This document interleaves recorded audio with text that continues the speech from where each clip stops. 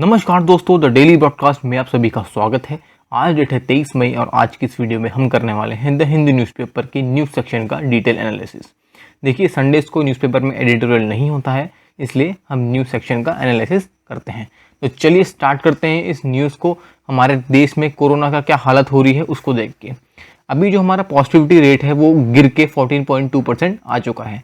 हम देख सकते हैं कि आज की डेट में तमिलनाडु में सबसे ज़्यादा केसेस जो हैं आ रहे हैं, जो है 35,873। उसके बाद अगर और राज्यों की बात करें तो कर्नाटका है, केरला है। लेकिन अगर ओवरऑल समअप करके हम बात करें तो ये देखा जा रहा है कि पॉजिटिविटी रेट जो है घट चुका है। ठीक है, और ऐसा भी ये चौथी बार हो रखा है कि हमारे देश में जो टोटल टेस्ट हैं, यानी एक दिन में टोटल कितने लोगों का कोरोना टेस्ट किया जा रहा है, उसने 20 लाख के मार्क को क्रॉस कर दिया है। जो एक अच्छी बात है कि हम टेस्टिंग ज़्यादा से ज़्यादा कर रहे हैं, क्योंकि टेस्टिंग ज़्यादा होगी तब जाके ही तो पता चलेगा ना कि कितने लोग इन्फेक्टेड हैं, तब जाके ही उन्हें प्रॉपर ट्रीटमेंट दिया जाएगा। उसके अलावा अगर वैक्सीनेशन की बात करूं तो यहाँ पर नीति आयोग ने ये बताया है कि अभी जो 45 ईयर प्लस के जितने भी लोग हैं, उन लोगों को जो कोरोना की वैक्सीन है उसके लिए प्रायोरिटी दी जा रही है। तो अब अपनी जगह तो ये बात भी सही है, ऑल्दो हमारे पास वैक्सीन की डेफिशिएंसी तो काफ़ी ज़्यादा है। अब देखते हैं इसमें आगे जाके क्या क्या होने वाला है। अगर स्पुतनिक की बात करो, जो रशियन वैक्सीन है, तो स्पुतनिक जो है बताया जा रहा है कि मे बी अगस्त से अवेलेबल हो जाएगी इंडियंस के लिए। ठीक है, बाकी इंडियन पार्टनर्स जैसे डॉक्टर रेड्डीज़ लेबोरेटरी जो है, यानी इस टाइप के जो पार्टनर्स जिन्होंने कोलैबोरेट किया है स्पुतनिक के साथ, वो लोग ऐसा कह रहे हैं कि वो आगे जाके 850 मिलियन डोजेस इस वैक्सीन की इंडिया में ही प्रोड्यूस करने वाले हैं। और ये सब रशियन डायरेक्ट इन्वेस्टमेंट फंड के तहत होने वाला है, क्योंकि ये फंड ही क्या करेगा, इन्वेस्टमेंट करेगा प्रॉपर, ताकि वैक्सीन का डेवलपमेंट हो पाए। और आगे जाके ये फंड क्या करेगा, स्पुतनिक लाइट नाम की जो वैक्सीन है, जो एक सिंगल डोज वैक्सीन है, उसको भी आगे जाके हमारे कंट्री में मैन्युफैक्चर करेगा। अब देखते हैं, ये तो आगे जाके ही पता चलेगा कि किस तरीके की डेवलपमेंट्स होने वाली है। हमारी कैपिटल सिटी की बात करो तो थोड़ी वहाँ दिक्कतें देखने को मिल रही हैं। क्यों? माइग्रेंट वर्कर्स जो हैं इस तरीके से, देखिए किस तरीके से ये आनंद विहार बस स्टैंड पे भीड़ लगा के पहुँच चुके हैं। अब देखिए, गलती माइग्रेंट्स की भी नहीं है। ठीक है, यहाँ पर अब किसी की भी गलती नहीं है, आप एक तरीके से कह सकते हैं, क्योंकि सरकार भी, मैं दिल्ली गवर्नमेंट की बात कर रहा हूँ, वो भी अपनी तरफ से एफर्ट तो कर ही रहे हैं। ठीक है, लेकिन अब क्या कर सकते हैं, माइग्रेंट्स को भी दिख रहा है कि हाँ, जो लॉकडाउन है वो धीरे धीरे बढ़ाया जा रहा है, इसलिए माइग्रेंट्स जो है अब शहर को छोड़ छोड़ के अपने गाँव जाने में लगे हुए हैं। जब से पार्शियल लॉकडाउन या कर्फ्यू आप कह लीजिए, इसको इम्पोज किया गया है, उस पॉइंट ऑफ टाइम से करीब करीब 8 लाख माइग्रेंट्स जो हैं दिल्ली छोड़ चुके हैं, अलग अलग स्टेट रन बसेस में जा रहे हैं। ठीक है, बताया जा रहा है कि अभी तक दिल्ली में जो है 4 वीक का लॉकडाउन जो है पूरा हो चुका है, और इसमें 8,07,032 माइग्रेंट्स जो हैं शहर को छोड़ के जा चुके हैं। और उसमें से बात करो तो करीब करीब 3,80,000 वर्कर्स जो हैं वो तो पहले वीक में ही निकल चुके थे, क्योंकि देखिए लोगों को पिछले बार की तरह कंडीशन फेस नहीं करनी है, इसलिए लोग जो है अभी से ही जाना शुरू कर दिया है। लेकिन डिफरेंस ये है कि लोग अभी ट्रेन से काफ़ी ज़्यादा ट्रैवल कर रहे हैं, क्योंकि ट्रेन्स जो हैं बंद नहीं हो रखी हैं, तो ट्रेन ट्रैवल ज़्यादा प्रेफर्ड मोड था। ऑल्दो ये पता लगा कि कुछ माइग्रेंट्स इस टाइप के भी थे जो प्राइवेट बसेस या ऐसी हायर्ड व्हीकल्स लेके भी अपने अपने गाँवों को चले गए। तो एक न्यूज़ तो ये थी। ठीक है, इसके रिलेटेड मैं आपको कुछ इमेजेस दिखाना चाहता हूँ। हमारे कैपिटल सिटी में ये हालत हो रही है। देखिए, यहाँ दिखाया जा रहा है कि किस तरीके से माइग्रेंट जो है अपना सामान लेके जाने में लगे हुए हैं। सीपी में कैसी हालत है, यानी मतलब कोई भी इंसान नहीं है, बिल्कुल खाली है। यहाँ पर अलग अलग पुलिस जो है डायरेक्शंस दे रही है लोगों को कि किस तरीके से उनको प्रॉपर कर्फ्यू को मेंटेन करना है। ठीक है, उसके अलावा यहाँ पर जितने भी नीडी लोग हैं, जितने भी माइग्रेंट्स हैं, उनको खाना बांटा जा रहा है। तो यहाँ पर ये देखिए, यहाँ भी खाने की ही लाइन लगी हुई है, एक तरीके से डिस्ट्रीब्यूशन हो रहा है। मेट्रो सेवा जो है पूरे शहर में ठप है। उसके अलावा लोग जो है ऑक्सीजन के लिए अलग अलग जगहों से बिल्कुल भटक रहे हैं। देखिए, ये सब चीज़ें दिखाई दे रही हैं।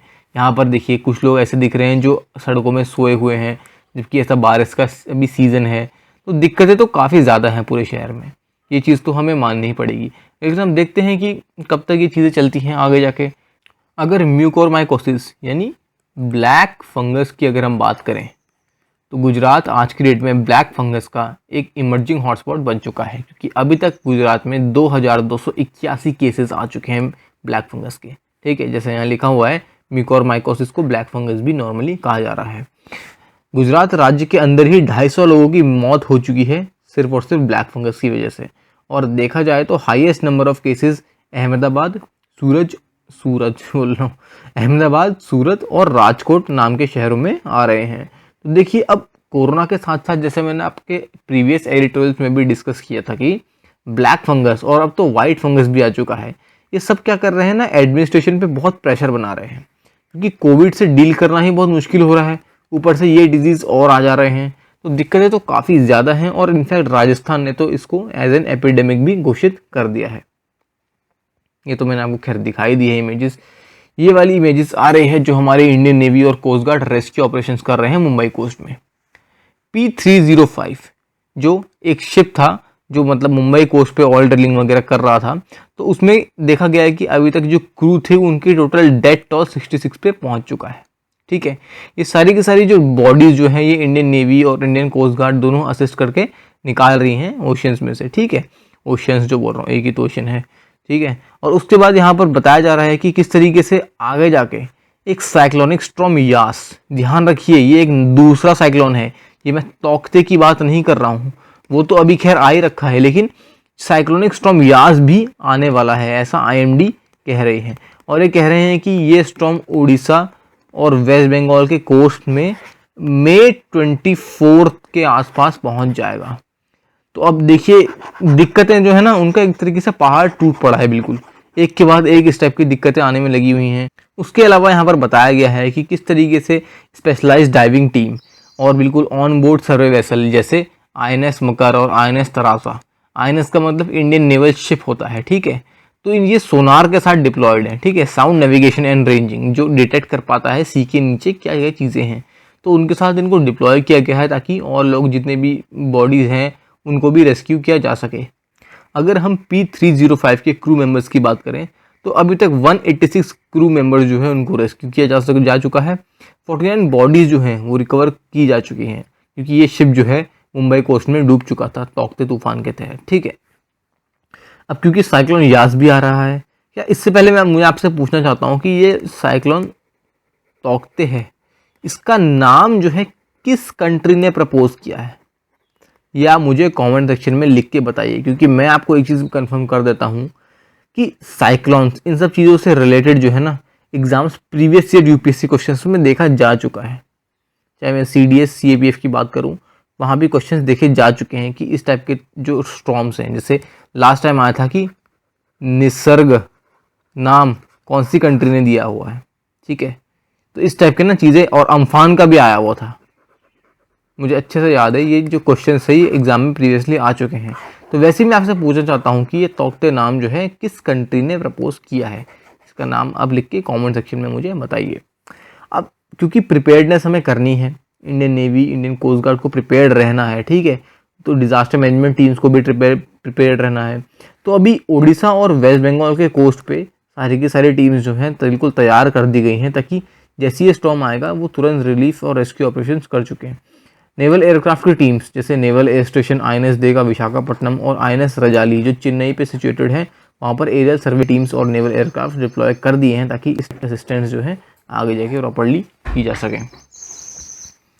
अब यहाँ पर एक नॉर्मल हमारे स्टूडेंट्स से रिलेटेड एक न्यूज़ आ चुकी है, जहाँ पर कि कई एस्पायरेंट्स ऐसे थे जिनका लास्ट अटैम्प्ट था, लेकिन क्योंकि कोविड की वजह से इधर वो कोविड से इफ़ेक्टेड थे, यानी ऐसे लोग जो या तो कोविड से इफ़ेक्टेड थे या किसी ना किसी ड्यूटी में लगे हुए थे, जिसकी वजह से वो अपना फाइनल अटैम्प्ट यूपीएससी का तमीज़ से नहीं दे पाए। तो उसी के लिए अब क्या है कि वो लोग 2 अलग अलग ग्रुप जो हैं वो सुप्रीम कोर्ट पहुंच चुके हैं। ठीक है, जिन लोगों का 2020 में फाइनल अटैम्प्ट था वो इस बार सुप्रीम कोर्ट पहुंचे हैं और एक और चांस मांगने की कोशिश कर रहे हैं। ठीक है, उसमें से पहला तख्ता तो ऐसा है जो अपना फाइनल अटैम्प्ट दे नहीं पाए अक्टूबर 4, 2020 को। क्यों? क्योंकि या तो वो कोविड से इफेक्टेड थे किसी भी तरीके से, या तो इन्फेक्ट हो रखे थे, या लॉकडाउन से इफेक्ट हो रखे थे, कोई भी इस टाइप के जो तरीके थे उनसे उनको दिक्कतें आई और उसकी वजह से वो एग्ज़ाम दे नहीं पाए। दूसरे ग्रुप के लोग ऐसे थे जिन्होंने एग्ज़ाम तो दे पाए लेकिन प्रॉपर्ली नहीं दे पाए। क्यों? जैसे यहाँ पर एक डॉक्टर का एग्जाम्पल दिया हुआ है, डॉक्टर विष्णु शिवाजी बुलबुले।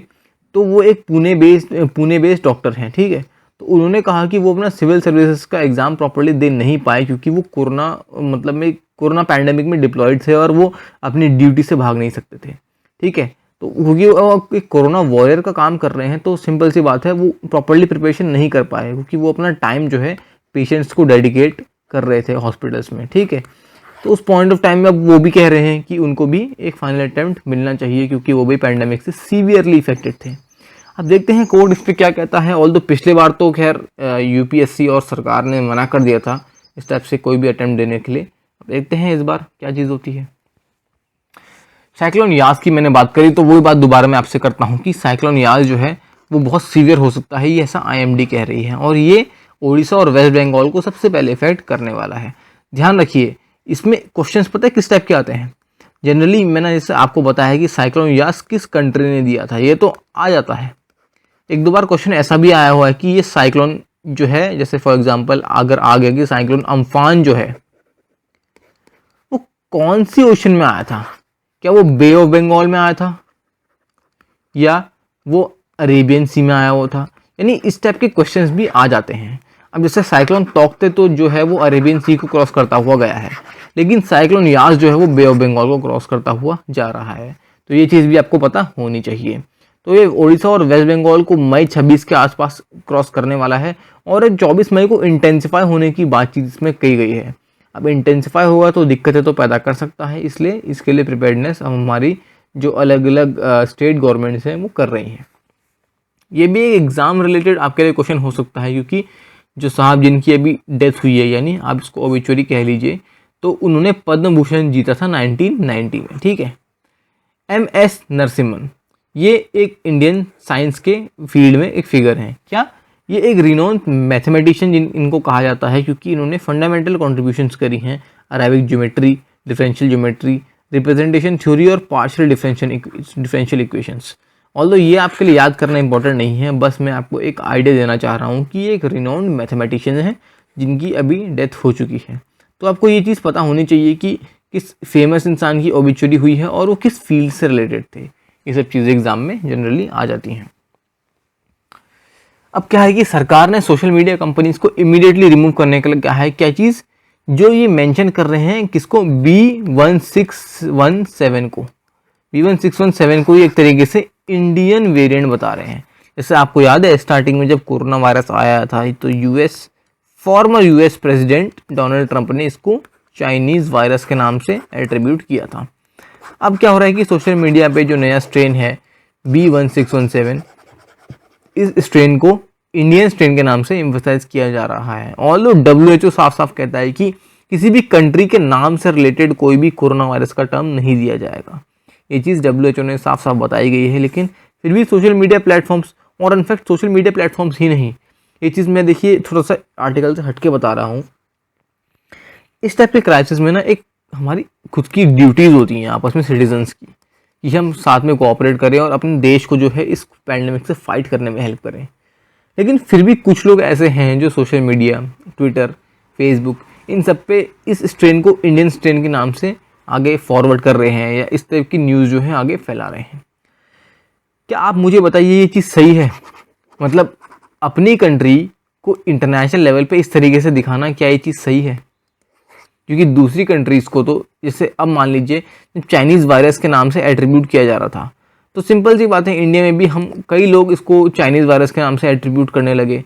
और इनफैक्ट आपको पता होगा कि इस वायरस से कितना हेटरेट चाइना को मिला। ऑल्दो मिलना भी चाहिए क्योंकि अब देखिए उन्होंने ये गलती करी है, लेकिन अगर आप ये बताइए कि कल को सब लोग पूरे वर्ल्ड इसको इंडियन स्ट्रेन के नाम से इंडिया को इस चीज़ के लिए कोसने लगता है, तो क्या ये सही है? क्योंकि हमने तो ये स्ट्रेन डेवलप नहीं किया ना, तो हम ऐसी गलती का भुगतान क्यों करें जो हमने कभी करी ही नहीं है। ये जो स्ट्रेन है ये हमने डेवलप नहीं किया, ये खुद म्यूटेट होके इंडिया में डेवलप हो गया होगा, लेकिन हमने इसे डेवलप नहीं किया। तो क्यों ऐसा लोग कर रहे हैं? देखिए, तो इसीलिए मैं आपसे ये चीज़ कहना चाहता हूँ कि अगर आप इन सब चीज़ों में इन्वॉल्व हैं तो प्लीज़ इन सब चीज़ों को ना कीजिए। अगर आप आसपास के अपने लोगों को देख रहे हैं जो ये सब चीज़ें कर रहे हैं तो प्लीज़ उनको भी मना कीजिए, क्योंकि हम अपनी कंट्री की इस टाइप की इमेज पोज नहीं कर सकते बाहर। ठीक है, तो बढ़ता हूँ न्यूज़ आर्टिकल पे। तो हमारी गवर्नमेंट ने इस चीज़ पे कहा है कि इसको एज एन इंडियन वेरिएंट जो अलग अलग सोशल मीडिया प्लेटफॉर्म्स में चीज़ें चल रही हैं उनको हटा देना चाहिए। उनको इस टाइप का कंटेंट रिमूव करने के लिए कह रखा है। और अब देखते हैं कि कब तक ये कंटेंट रिमूव होता है। ये हमारी ministry of electronics and information technology in सब चीज़ों को करती है, ठीक है। किस टाइप की चीज़ें, जैसे इससे पहले भी देखा गया कि कोरोना वायरस से रिगार्डिंग बहुत सारे मिस इन्फॉर्मेशन थे, ठीक है, फॉल्स न्यूज़ थी, ठीक है। तो उसको रिमूव करने के लिए भी ministry of electronics and IT ने ऐसे डायरेक्शंस दिए थे सोशल मीडिया प्लेटफॉर्म्स को, जिससे वो इन सब चीज़ों को हटा पाए। ऑल्दो प्योरली तो हटा नहीं पाए, क्योंकि आज की डेट में भी हम कई सारी चीज़ें इस टाइप की fake news, miss information social media platforms पे फ्लोटिंग देख सकते हैं। तो ठीक है, इस टाइप की जो मिस इन्फॉर्मेशन, फॉल्स न्यूज़ होती है ना, ये सोसाइटी को बहुत हार्म करती हैं, बहुत इंटेंसली हार्म करती हैं। इसलिए इस टाइप की चीज़ें जो है ना होनी नहीं चाहिए। अब देखिए, मैंने पिंक में एक डेटा हाईलाइट किया हुआ है यहाँ पर, ये इंपॉर्टेंट डेटा है, ठीक है, आपको पता होना चाहिए। हमारे देश में व्हाट्सएप के 53 करोड़ यूज़र्स हैं, सबसे ज़्यादा। उसके बाद 44.8 करोड़ यूट्यूब के यूज़र्स हैं, देखिए फेसबुक से भी ज़्यादा, इनफैक्ट मैं भी सरप्राइज हूँ। उसके बाद 41 करोड़ यूज़र्स फेसबुक के हैं, 21 करोड़ यूज़र्स इंस्टाग्राम के हैं और 1.75 करोड़ यूज़र्स ट्विटर के हैं, ठीक है। ये चीज़ें आपको पता होनी चाहिए। एयर इंडिया में डेटा का बहुत बड़ा घपला हुआ है। घपला क्या, डेटा ब्रीच हुआ है, क्योंकि हैकर्स ने इस डेटा को एक तरीके से लीक कर लिया, आप कह लीजिए, ठीक है। इससे पहले मैं आपको बताता हूँ कि यूएस की जो अभी ऑयल पाइपलाइन थी ना, सॉरी गैस पाइपलाइन जो थी, उस पर भी साइबर अटैक हुआ है, ठीक है। साइबर अटैक जो हुआ है, इससे क्या हुआ कि वहाँ पर उनका बहुत ज़्यादा इंपॉर्टेंट डेटा जो है वो ब्रीच हो गया, और अब वो अपनी पाइपलाइन को मैन्युअली ऑपरेट कर रहे हैं, क्योंकि कंप्यूटर के द्वारा ऑपरेट करना उनके लिए अभी पॉसिबल नहीं है। ऐसा क्यों हो रखा है? देखिए, जनरली अब क्या है कि जितने भी पाइपलाइन में जितने भी एम्प्लॉयज़ थे, वर्कर्स थे, सारे के सारे वर्क फ्रॉम होम कर रहे थे। अब क्योंकि वर्क फ्रॉम होम कर रहे थे, तो घर में जो उनके लैपटॉप्स, कंप्यूटर्स थे, उनमें उतनी ज़्यादा सिक्योरिटी नहीं थी, ठीक है। जहाँ सिक्योरिटी नहीं होती है, वहाँ पर चीज़ों को ब्रीच करना बहुत आसान होता है। वही चीज़ वहाँ पर हुई, और अब हम देख सकते हैं कि एयर इंडिया में भी कुछ इस टाइप की चीज़ें देखने को मिल रही हैं। 45 लाख लोगों का डेटा जो है एक तरीके से ब्रीच हुआ है, और ये डेटा पिछले 10 सालों में कलेक्ट किया गया था। इंडिया के लोगों की ही बात नहीं है, ये अलग अलग पैसेंजर्स जैसे Singapore airlines, Lufthansa, united airlines, इन सभी एयरलाइंस का डेटा भी ब्रीच किया गया है। अब अलग अलग एयरलाइंस जो है अपनी अपनी सफाई देने में लगी हुई हैं। कुछ एयरलाइंस कहती हैं कि उनके पैसेंजर्स के सिर्फ नेम्स की जो लिस्ट है वो ब्रीच हुई है, ठीक है। कुछ कहते हैं कि name, date of birth, contact information, passport की इन्फॉर्मेशन और टिकट की इन्फॉर्मेशन ब्रीच हुई है। लेकिन ये ऐसा कह रहे हैं कि password, credit card, debit cards के सीवीवी या इस टाइप का डेटा जो है ब्रीच नहीं हुआ है। ऑल्दो कितना सही है कितना गलत है, ये तो फ्यूचर में ही पता चल पाएगा। नेपाल में तो खैर क्या कहें, इनकी तो बिल्कुल कह सकते हैं हेडलाइंस में रहने के लिए एक बहाना हो चुका है। नेपाल के प्रेसिडेंट ने क्या किया कि हाउस ऑफ रिप्रेजेंटेटिव्स को शनिवार को एक तरीके से डिसॉल्व कर दिया, और ये पिछले 5 महीनों में दूसरी बार ऐसा किया गया है। केपी शर्मा ओली और अपोजिशन अलायंस के गवर्नमेंट फॉर्म करने के क्लेम को रिजेक्ट करते हुए ये सब चीज़ की गई है प्रेसिडेंट विद्या देवी भंडारी द्वारा, ठीक है। ये सब चीज़ें आपको पता होनी चाहिए। ये चीज़ उतनी इंपॉर्टेंट नहीं है वैसे, लेकिन आपको पता होनी चाहिए कि ऐसा उनके आर्टिकल 76 के 7 क्लॉज के तहत किया गया है। अनाउंसमेंट तब आई जब प्राइम मिनिस्टर ओली ने लास्ट फ्राइडे को ये कहा कि एक तरीके से हाउस को डिसॉल्व कर देना चाहिए और फ्रेश इलेक्शंस के लिए डेट अनाउंस कर दी जानी चाहिए, ठीक है। तो अब यहाँ पर एक टसल जो है वो देखा तो जा रहा है थोड़ा बहुत। अब देखते हैं कि आगे जाके कब तक कैसा चलता है, लेकिन हमारे लिए बस इतना इंपॉर्टेंट है कि हमें हल्का फुल्का पता होना चाहिए कि आसपास के देशों में क्या चीज़ें चल रही हैं।